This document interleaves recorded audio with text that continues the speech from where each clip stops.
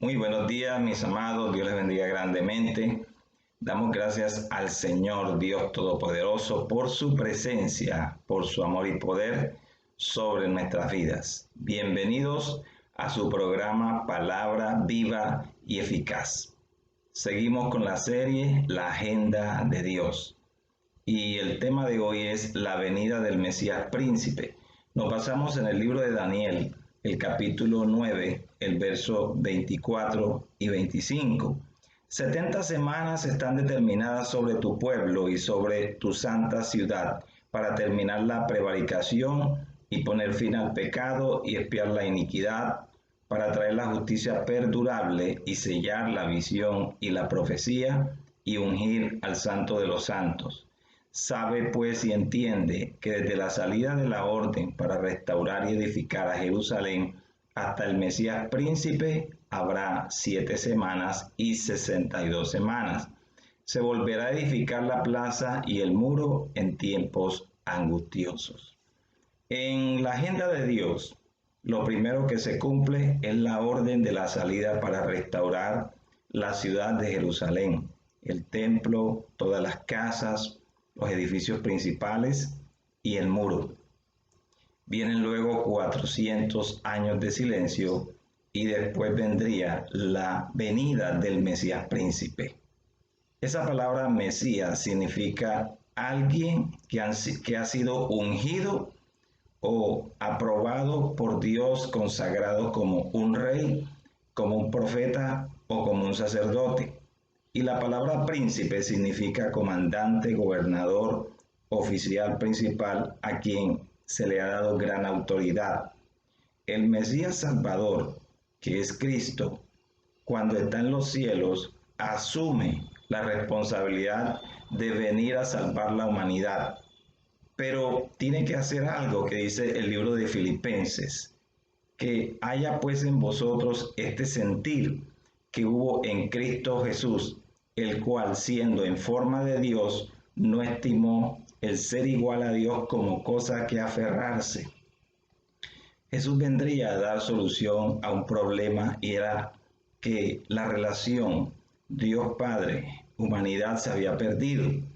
Entonces Jesús tendría que venir en carne, pero le tocaría despojarse a sí mismo de todo su poder, toda su gloria. Vendría en forma humana siendo Dios, pero no podría utilizar poderes porque los dejó en el cielo. De ahí tendría que depender de Dios, que Dios lo ungiera para poder desarrollar su ministerio, de venir a redimir toda la humanidad. Isaías 9:6 profetiza del Mesías como el príncipe de paz. Lucas capítulo 1, el verso 31 en adelante dice, Dios le dará el trono de David su padre y reinará sobre la casa de Jacob para siempre y su reino no tendrá fin. Jesús iba a abrir el camino para rescatar a la humanidad. Esa humanidad rescatada somos los hijos de Dios que vamos a reinar y a gobernar con Él en la eternidad. Daniel 7, el verso 13 y 14, habla también del tipo de autoridad y poder que tiene el Mesías. Daniel vio al Hijo del Hombre venir con las nubes del cielo y se acercó al anciano de días y le fue dado dominio, gloria y reino para todos los pueblos, naciones y lenguas. Le sirvieran. Su dominio es eterno, que nunca pasará, y su reino uno que no será destruido. Es decir, Jesús primeramente iba a restaurar todas las cosas que tenía que restaurar aquí en la tierra, debajo de la tierra, para luego subir a los cielos y ser el Rey de Reyes y el Señor de Señores. El Mesías Príncipe tenía que ser rey y sacerdote tanto en el orden divino como en el orden humano. Tenía que ser de la casa de David y ser tanto del linaje real como del linaje sacerdotal. Y podemos verlo a lo largo de la historia. Desde Adán hasta David hay una línea común de personas que son escogidas por Dios para formar una generación. David tuvo dos hijos que se incluyen dentro del linaje. De parte de Salomón es el linaje real y de parte de Natán es la línea sacerdotal. En la línea de Salomón hay una serie de reyes como Roboam, Abías, Asa, Josafat, Joram, Ocosías, Joás, Amasías, Ararías, Jotán, Acaz, Ezequías, Manasés, Amón, Josías, Joacás, Joacín, Jeconías, Salatiel, Zorobabel, Abiud, Eliaquín, Azor, Sadoc, Aquín, Eliud, Eleazar, Natán, Jacob y José, el padre putativo de Jesús, el padre adoptivo. José era de linaje real, muy a pesar de que era un carpintero, él tenía una línea real. Lo que sucede es que cuando regresa, todas esas personas que estaban allá en Babilonia y va pasando el tiempo, se pierde la línea real. Y José prácticamente, a pesar de que tenía derecho al trono, no estaba en el trono, porque prácticamente es impuesto la familia de Herodes, ¿sí? La dinastía de Herodes es puesta y ahí se pierde el derecho al trono. Y de parte de Natán, que es la línea sacerdotal, hay una serie de sacerdotes como Matata, Mainán, Melea, Eliaquín, Jonán, José, Judá, Simeón, Leví, Matat, Jorín, Eliezer, Josué, Elmodán, Cosán, Adi, Melqui, Neri, Salatiel, Zorobabel, Reza, Joana, Judá, José, Semei, Matatías, Magai, Esli, Nahum, Amos, Matatías, José, Hanna, Melqui, Leví, Matat, Elí, el padre de María, la madre de Jesús. Ella hacía parte de la línea sacerdotal. Su tío Zacarías era sacerdote y es el padre de Juan el Bautista. Entonces, tanto divinamente como humanamente, el Mesías cumple con los requisitos de ser rey y ser sacerdote. Y hay unas profecías relacionadas con el Mesías. ¿Cómo iba a ser el Mesías? Isaías 9:6 dice, un niño nos ha nacido, hijo nos es dado. Y ahí está mostrando el sexo del Mesías. Isaías 7:14, nacería de una virgen. Por tanto, el Señor mismo os dará señal. He aquí que la virgen concebirá y dará a luz un hijo. El nacimiento de Jesús fue un nacimiento virginal. Nacería en Belén. Miqueas 5, del 2 al 5, lo dice. Belén Éfrata habla acerca de que nacería el Mesías Salvador allí en Belén. Moriría como cordero llevado al matadero. Isaías 53:7. Resucitaría de entre los muertos. Isaías 53:10. También los profetas anuncian su venida y cuando se cumple el tiempo, después de los 400 años de silencio, a través de los evangelios, podemos mirar cómo Dios rompe silencio. Él no habla primero, Él utiliza a otras personas, a otros seres, para poder expresar propósitos. Lucas 1:17 habla de los ángeles que anunciaron la venida del Mesías. Un ángel le anuncia que tendría un hijo llamado Juan, se lo anuncia a Zacarías, que haría que muchos de los hijos de Israel se convirtieran al Señor y les prepararía el camino del Señor. El Señor no podía venir sin antes venir alguien que le preparara el camino. Y lo vemos a lo largo de la palabra. Los profetas y los enviados por Dios preparan el camino de la gente para cuando venga el Mesías. Y eso sucede desde el tiempo de Elías, donde Elías prepara el camino, el corazón de la gente para que el pueblo se preparara para recibir la gloria de Dios. Cuando en el Monte Carmelo, Él hace una convocatoria para que la gente decida si Dios es quien iba a gobernar sobre ellos o Baal. Vemos ahí el momento en el cual cae fuego del cielo sobre el altar y la gente se convence que el Dios verdadero es Jehová de los ejércitos y no Baal. Luego viene el tiempo en que Juan el Bautista le preparara el camino al Señor y precisamente un ángel, Dios comienza a romper silencio utilizando a los ángeles para traer mensajes y se anuncia de la venida de un profeta que abriría camino al Señor. En Lucas 1:31 se anuncia el nacimiento de Jesús por parte de Gabriel a María.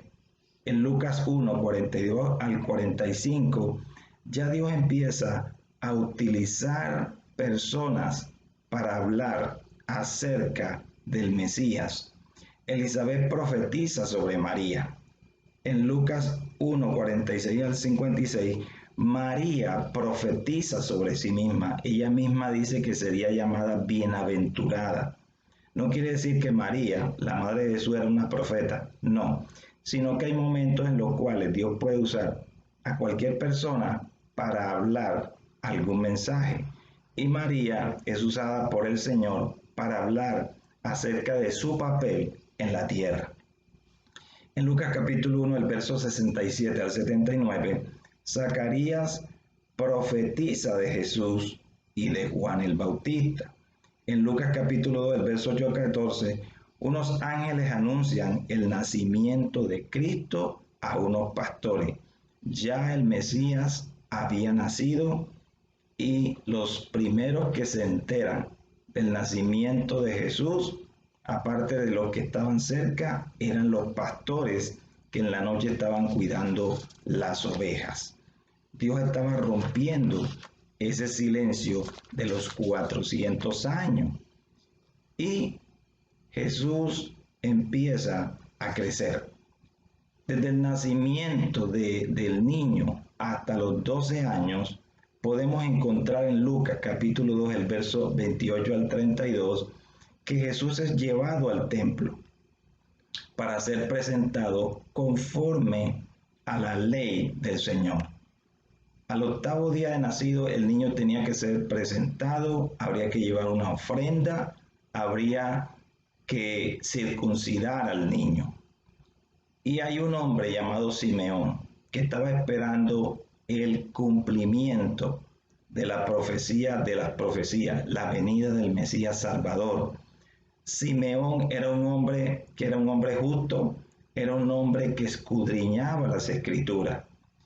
Lo más grande de todo es que él esperó y llegó a ser un anciano y Dios le cumplió. Quiere decir que el Señor no se demora en contestar nuestras oraciones.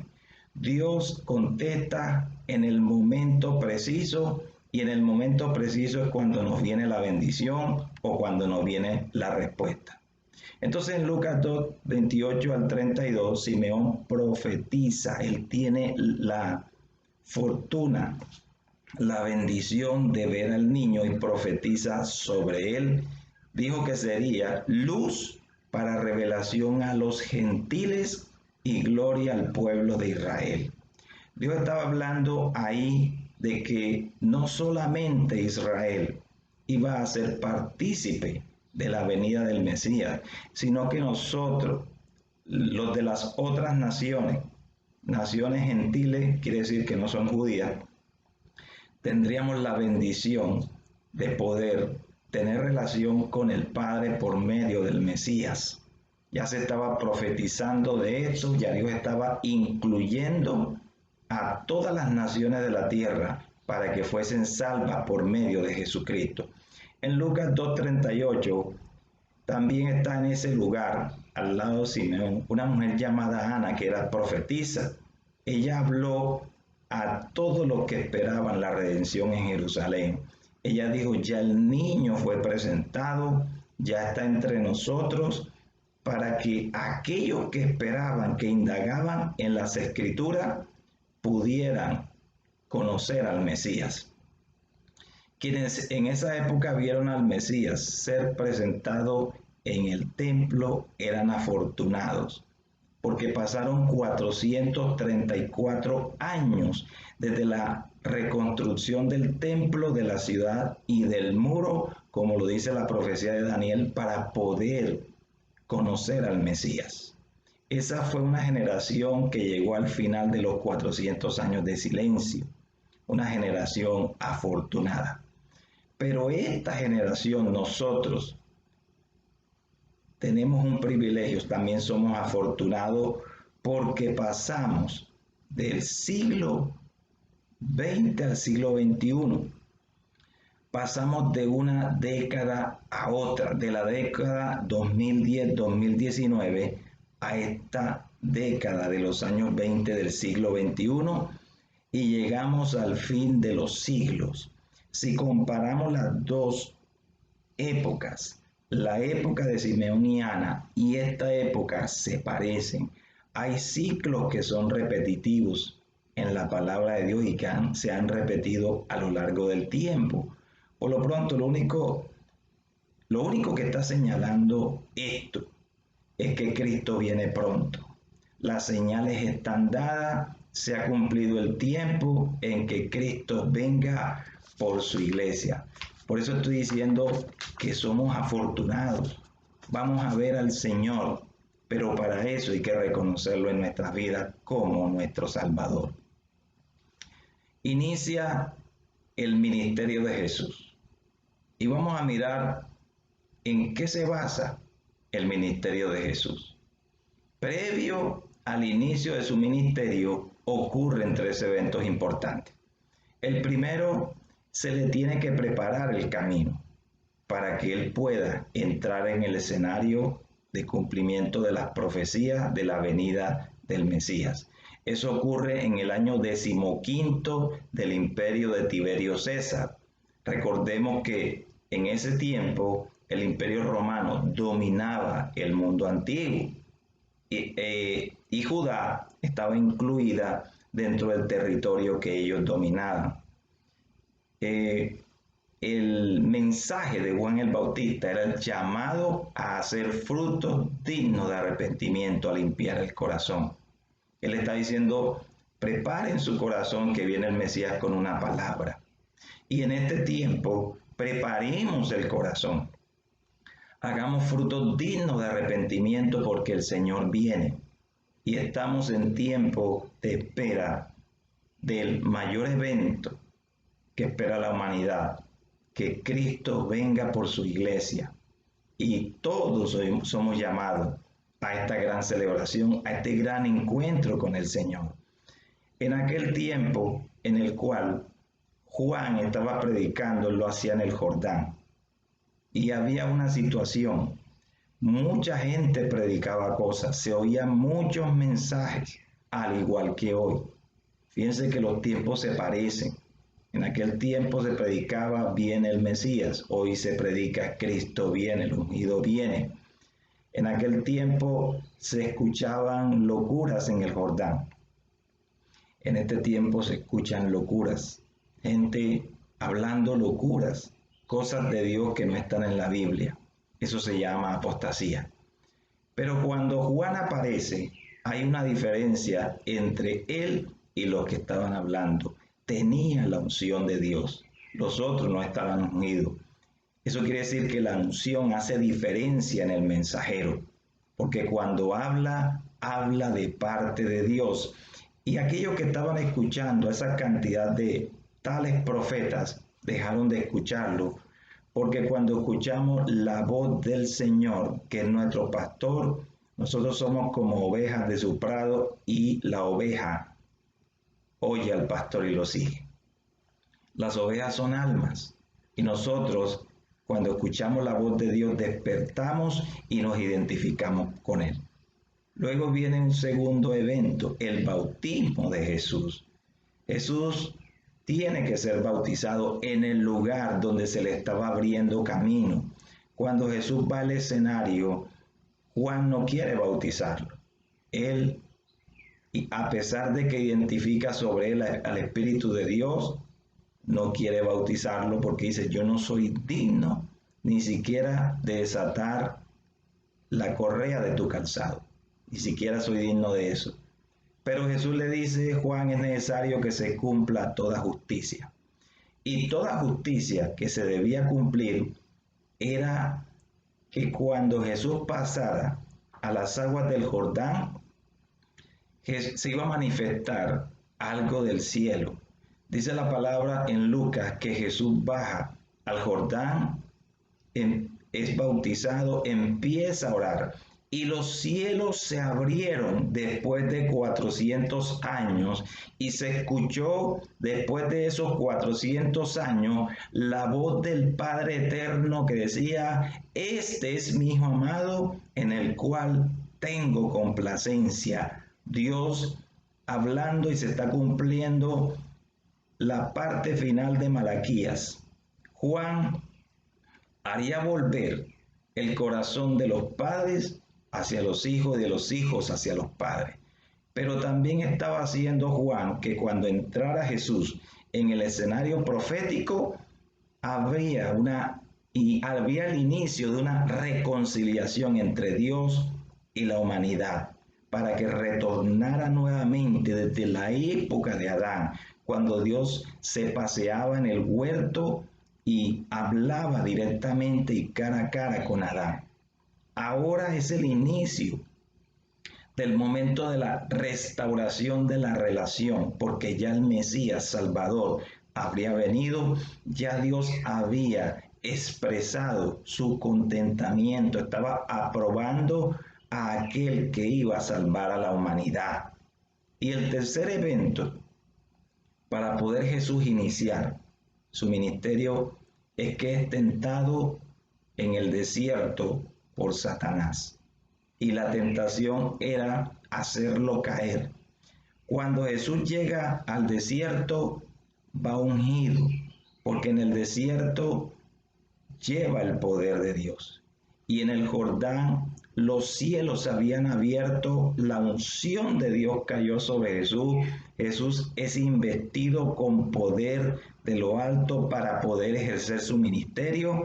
Y cuando llega a ese desierto y ve cara a cara al mismo Satanás, utiliza el arma más poderosa de Dios, su propia palabra. Cada vez que Satanás venía con una propuesta, Jesús le respondía, escrito está. Y le decía, escrito está, escrito está. De tal forma que Jesús pudo resistir la tentación.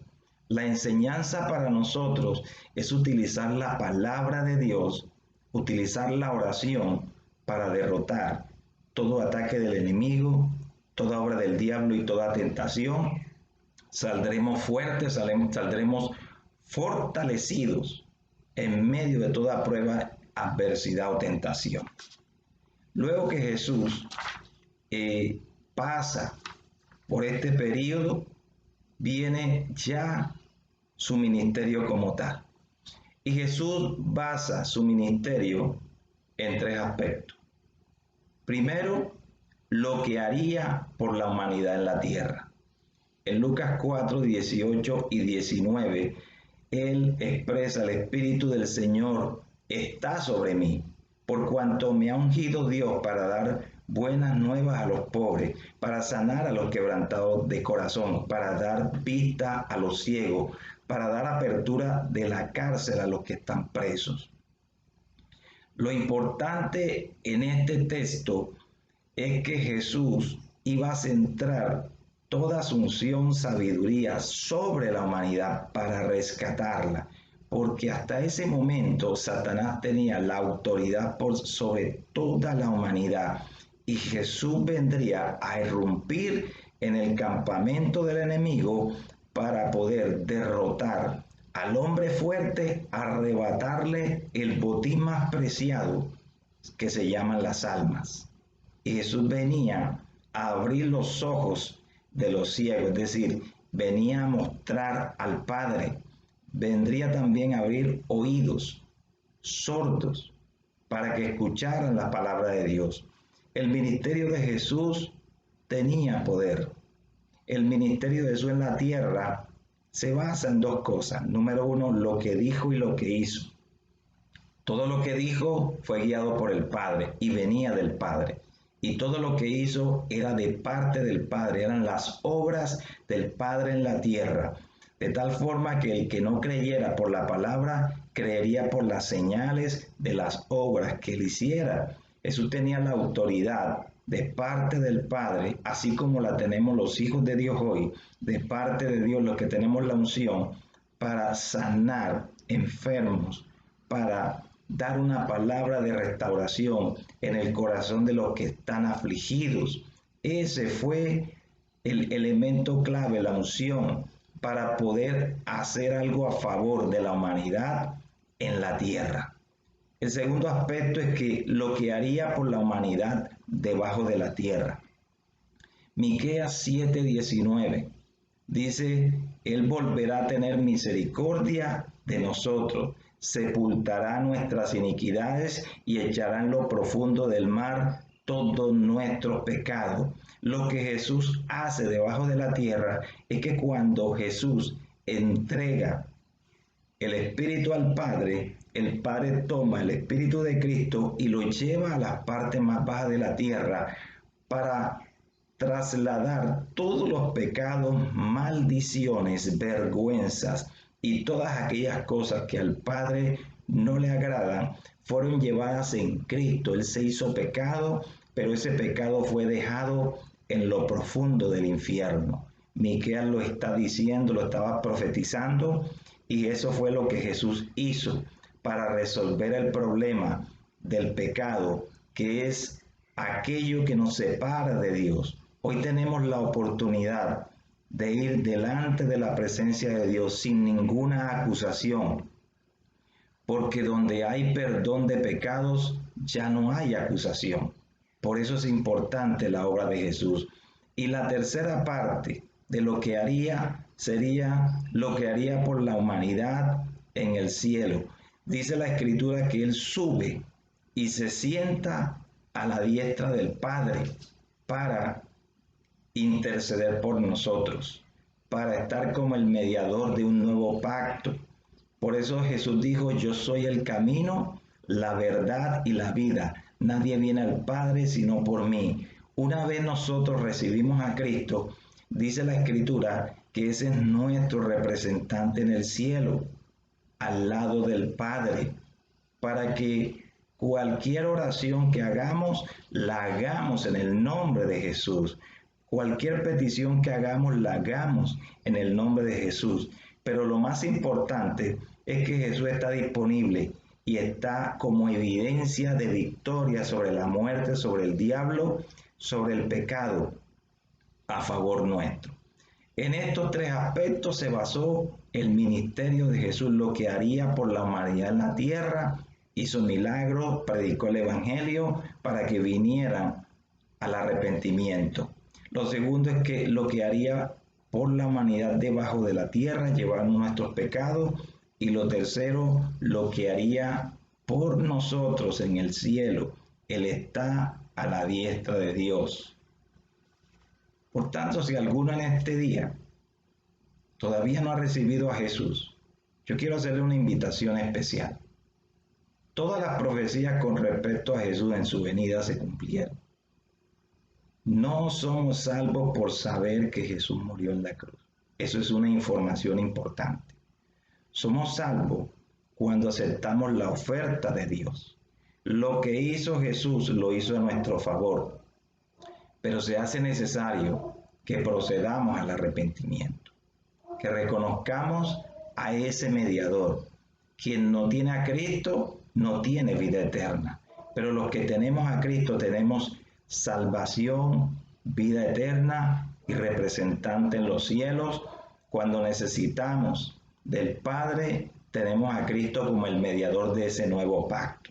Por tanto, yo te invito, mi amigo, mi amiga, tú que estás escuchando este video, que recibas a Jesús, Y si lo quieres hacer para que la salvación llegue a tu alma, repite conmigo esta oración. Señor Jesús, hoy reconozco que soy pecador. Te necesito. Entra en mi vida. Cambia mi corazón de un corazón de piedra a un corazón de carne. Hoy te doy gracias porque sé que la sangre de Cristo me limpia de todo pecado. Te recibo en mi corazón como Señor y Salvador de mi alma. En el nombre de Jesús. Amén y amén. Si has repetido esta oración, lo importante que tienes que hacer ahora es acércate a la palabra de Dios. Lee el libro de Juan. Te va a mostrar a un Jesús vivo. Si puedes acercarte por medio de una llamada a una iglesia cristiana, lo puedes hacer para que te den ayuda.